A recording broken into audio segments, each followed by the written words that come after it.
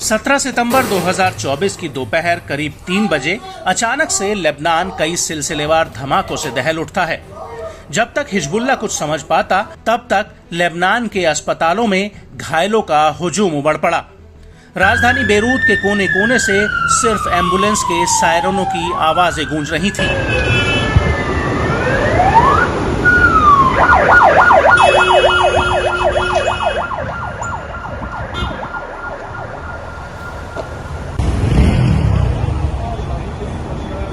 और ये एम्बुलेंस धमाकों में घायल हिजबुल्लाह के लड़ाकों को अस्पताल ले जाने की जद्दोजहद कर रही थी। दरअसल लेबनान में हिजबुल्लाह आपस में बातचीत करने के लिए जिन पेजर डिवाइसेस का इस्तेमाल करता है, उनमें अचानक से धमाके होना शुरू हो गए।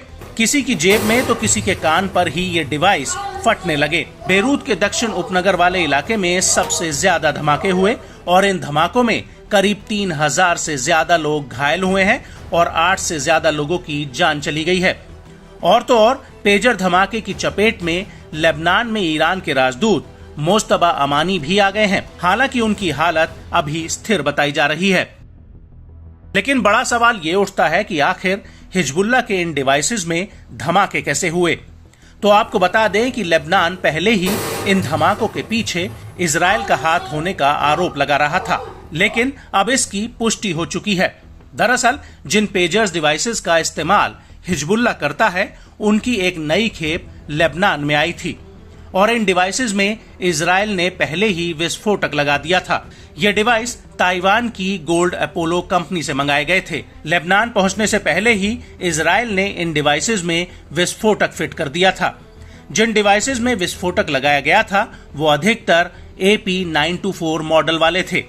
हालांकि कंपनी के 3 अन्य डिवाइस मॉडलों में भी विस्फोटक फिट किए गए थे और ये पूरी जानकारी अमेरिकी अधिकारियों ने दी है।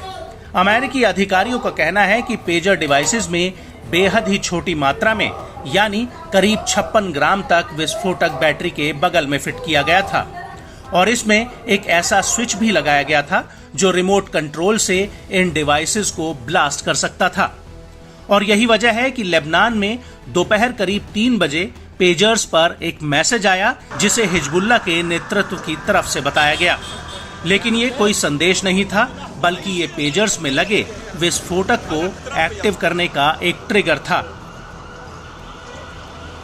इजराइल ने इन पेजर्स में इस तरह के बदलाव किए थे कि ब्लास्ट होने से पहले पेजर्स में कुछ सेकंड के लिए बीप की आवाज आती थी और इसके बाद ये फटने लगते थे।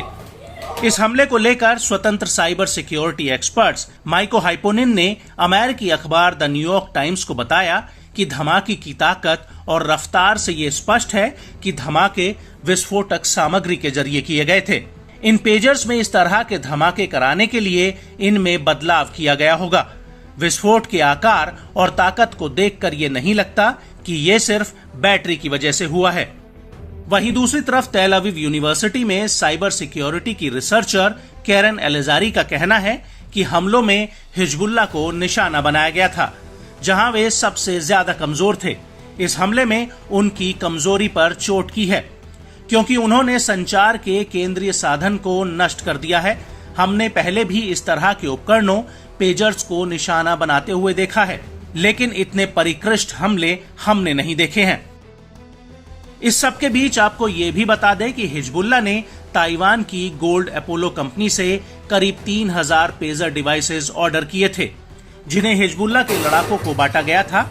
यहाँ तक कि ये पेजर ईरान और सीरिया में हिजबुल्लाह के सहयोगियों को भी बांटे गए थे और लेबनान में उन पेजर डिवाइसेस में धमाके हुए हैं जिन्हें स्विच ऑन किया गया और उन पर धमाकों से पहले मैसेज आ रहे थे। हालांकि अभी तक ये साफ नहीं है कि हिजबुल्लाह ने ये पेजर कब ऑर्डर किए और लेबनान में इसकी खेप कब पहुंची थी। वहीं दूसरी तरफ ताइवान की गोल्ड अपोलो कंपनी के संस्थापक हशुचिंग क्वांग ने एक बयान में कहा कि लेबनान में जो पेजर्स फटे हैं उनको उसने नहीं बनाया है।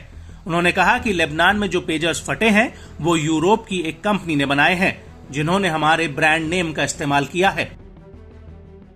这个公司，有一个代理商在欧洲的一个代理商，他跟我们做3年，3年他代理我们所有的产品，那他后来他自己有做一个护驾器，他做这一支护驾器切我们公司的厂牌，每一台的部分有给我们一个这个 logo 的一个 brand 的费用，哦，那基本上我们都有合约啦、合同啦那些东西，我们待会秀给你看哦。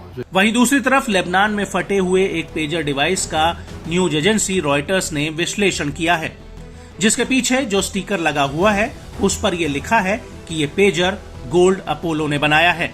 वहीं लेबनान के एक सीनियर अधिकारी ने रॉयटर्स को बताया कि हिजबुल्लाह ने ताइवान की गोल्ड अपोलो को 5000 पेजर्स बनाने का ऑर्डर दिया था।